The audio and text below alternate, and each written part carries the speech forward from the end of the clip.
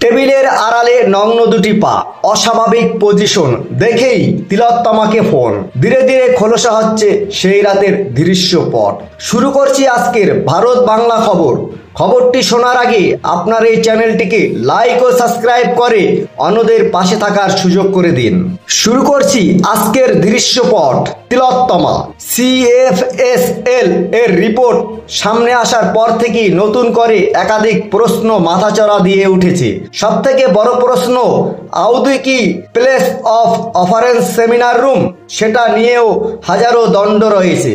কিন্তু এসবের মধ্যেও প্রকাশ্যে এসেছে তিলোত্তমার সহপাঠীর বয়ান, যিনি পরদিন সকালে দেহ উদ্ধারের পর প্রথম প্রত্যক্ষদর্শী। তার নাম পিজিটি সৌমিত্র রায়। তিনি 9 আগস্ট সকালে প্রথম সেমিনার রুমে যান। টেবিলের পেছনে তিলোত্তমার নগ্ন দুটি পা, তার দেহের অস্বাভাবিক অবস্থান দেখেন সন্দেহ হয় সৌমিত্রের। ওই দৃশ্য থেকে বেরিয়ে আসেন সৌমিত্র রায়, ফোন করেন তিলোত্তমাকে।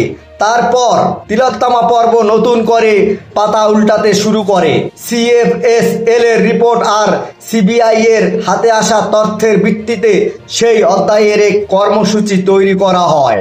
গত 9 আগস্ট রাত 12টা একসঙ্গে ডিনার করেন তিলোত্তমা, পিজিটি সৌমিত্র রায়, Arka Sen, house staff Golam Azam, eastern Subhadip সিংহ মহাপাত্র। তারপরে রাত 2টো, তিলোত্তমা তখন ঘুমোচ্ছিলেন। পিজিটি সৌমিত্রর দাবি অনুযায়ী এক রোগী অসুস্থতার কথা তিলোত্তমাকে ঘুম ভাঙিয়ে জানান আর এক চিকিৎসককে ফোন করতে বলেন তিলোত্তমা। রাত 2:19 সেমিনার রুমে তিলোত্তমাকে লাল কম্বলে ঘুমোতে দেখেন পিজিটি অর্ক। রাত 2:50 হাউস স্টাফ গোলাম আজম সেই সময় সেমিনার রুমে যান।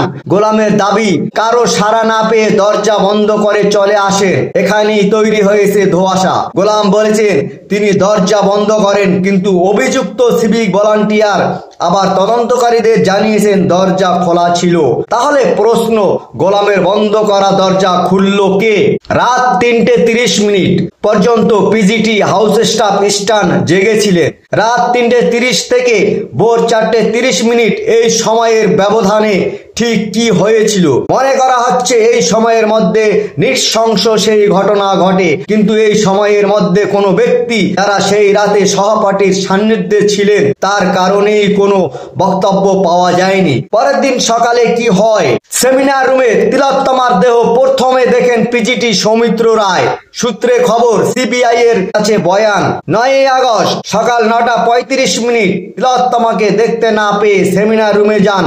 সেমিনার রুমের টেবিলের পিছনে তিলোত্তমার নগ্ন দুটি পা, তার দেহের অস্বাভাবিক অবস্থান দেখেন সৌমিত্র বেরিয়ে আসেন। ফোন করেন তিলোত্তমাকে। তাকে না পেয়ে পিজিটি অর্ককে ফোনে বিষয়টি জানান সৌমিত্র।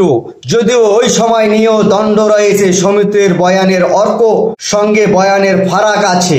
সৌমিত্রের দাবি, 9 আগস্ট সকাল 9:37 তিনি সেমিনার রুমে তিলোত্তমাকে অস্বাভাবিক অবস্থায় দেখার 1 মিনিট পরেই অর্ককে ফোন করেন।